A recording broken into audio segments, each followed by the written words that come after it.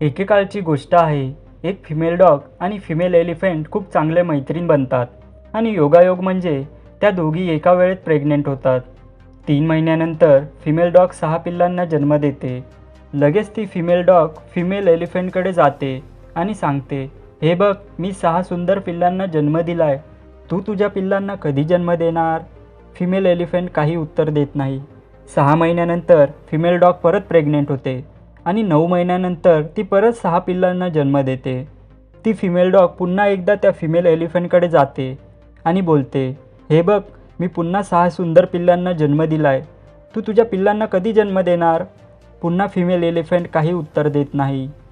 काही महिन्यानंतर female dog पुन्हा प्रेग्नेंट होते आणि पुन्हा 6 सुंदर पिल्लांना जन्म देते. जेव्हा ती फिमेल डॉग 4थ्या वेळेस प्रेग्नेंट होते, ती पुन्हा आपली मैत्रीण एलिफंटकडे जाते आणि विचारते, हे, तुला खरंच खात्री आहे का तू प्रेग्नेंट आहेस?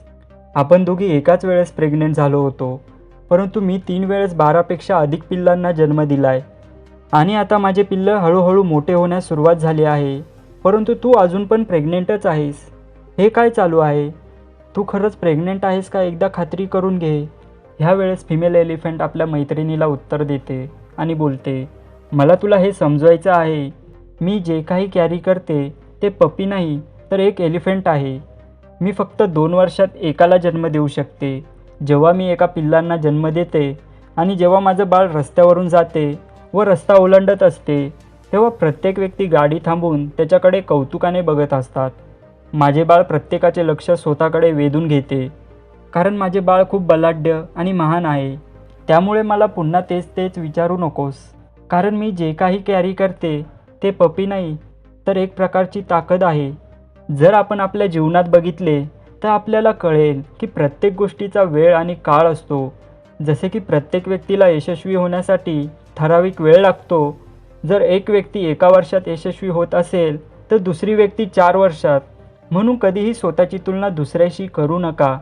दुसऱ्या व्यक्तीला यशस्वी होताना पाहून स्वतःवरील विश्वास गमावू नका. स्वतःवर विश्वास ठेवा, कारण तुमचा वेळसुद्धा लवकरच येईल. जसे की फिमेल डॉग 3 महिन्यात पिल्लांना जन्म देते, परंतु एलिफंटचा जन्म होण्यासाठी थोडा कालावधी लागतो. त्यामुळे तुम्ही तुमच्या ध्येयापर्यंत पोहोचला नाहीत तर निराश होऊ नका व कधीही हार मानू नका. तुमचे प्रयत्न एका राईट डायरेक्शनमध्ये चालू ठेवा. तुम्ही तुमच्या ध्येयासाठी खूप मेहनत घ्या, जिद्द व स्वतःवर विश्वास ठेवा आणि नेहमी स्वतःला सांगत राहा की माझी वेळसुद्धा लवकरच येईल. जेव्हा माझी वेळ येईल तेव्हा सगळे लोक बघत राहतील आणि माझी प्रशंसा करतील, कारण महान गोष्टी पूर्ण होण्यासाठी थोडा वेळ लागतो. धन्यवाद.